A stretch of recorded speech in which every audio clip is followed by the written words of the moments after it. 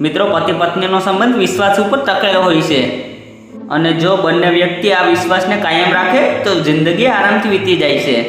પતિ પત્ની એકબીજાની દરેક વાતો એકબીજા સાથે જરૂર શેર કરે છે, પરંતુ અમુક વાતો એવી હોય છે જેને દરેક પત્ની પોતાના પતિથી છુપાવે છે. જો કે આનું કારણ કોઈ વ્યક્તિગત સ્વાર્થ નથી હોતું, પરંતુ ઘરની ભલાઈ જ હોય છે. જી હા મિત્રો, આજના વિડીયોમાં હું તમને પત્નીઓની એવી વાતો વિશે કહીશ જે વાતો તે પોતાના પતિથી હંમેશા છુપાવે છે. કઈ છે એ વાતો જાણવા માટે વિડીયોને લાઈક જરૂર કરો. લગ્ન પહેલાં થયેલ કોઈ પુરુષ સાથેની મિત્રતા. કોઈ દિવસ કોઈ પત્ની પોતાનો જૂનો પ્રેમ અથવા પહેલા પ્રેમી વિશે તેના પતિને ક્યારેય નથી કહેતી. મિત્રો વિચારો, શું તમારી ક્યારેય કોઈ ગર્લફ્રેન્ડ ના હતી? તે છોકરી પણ આજે કોકની પત્ની હશે, તો શું તેણીએ તેના પતિને તમારા વિશે કહ્યું હશે? કદી નહીં કહ્યું હશે.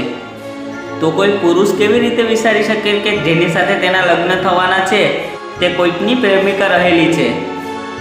એમના સંબંધમાં કડવાહટ ન આવે એટલા માટે દરેક પત્ની આ વાત પોતાના પતિથી છુપાવે છે. બીમારી. મિત્રો, સ્ત્રીઓ ક્યારેય પોતાની નાની મોટી બીમારી વિશે તેના પતિને નથી કહેતી, લગભગ એટલા માટે કે તેનો પતિ પરેશાન ન થાય અને ઘરમાં સુખ શાંતિ બની રહે. સેવિંગ. સ્ત્રીઓ ક્યારેય પોતાની સેવિંગ વિશે પોતાના પતિને નથી કહેતી. સ્ત્રીઓ હંમેશા પોતાના પતિથી ચોરાયા અમુક પૈસા રાખે છે. એ પૈસા તે પોતાની જરૂરત અથવા ખરાબ સમયમાં ઉપયોગ કરે છે અને એટલે જ આ વાત તે પોતાના પતિને નથી કહેતી. કદાચ તમને યાદ હશે કે નોટબંધીના સમયે સ્ત્રીઓને એ પણ યાદ નહોતું કે તેણીએ ક્યાં ક્યાં પૈસા રાખ્યા છે. સિક્રેટ વાતો. મિત્રો, જો તમે તમારી કોઈ સિક્રેટ વાત તમારી પત્નીને કહો અને એને કહો કે આ વાત કોઈને ના કહેતી, તેણી તમને તો કહી દેશે કે હા, હું કોઈને નહીં કહું, પરંતુ હકીકતમાં તમારી પત્ની તમારી પત્નીની બેસ્ટ ફ્રેન્ડને જરૂર કહેશે.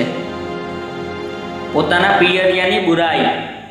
સ્ત્રીઓ ક્યારેય પોતાના પિયરની બુરાઈ નથી કરતી અને જે લોકો કરે છે એની વાત પણ સહન નથી કરતી. અને શા માટે કરે? પિયર એનો એ પરિવાર છે જ્યાં તેણીને સૌથી વધારે પ્રેમ મળ્યો હોય. મિત્રો, શું તમને આ વાતો વિશે પહેલાં ખબર હતી? મને કમેન્ટ કરીને જરૂર કહો.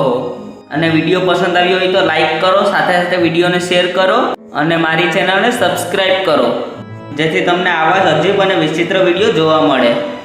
તમારો બહુમૂલ્ય સમય આપવા બદલ ખૂબ ખૂબ આભાર.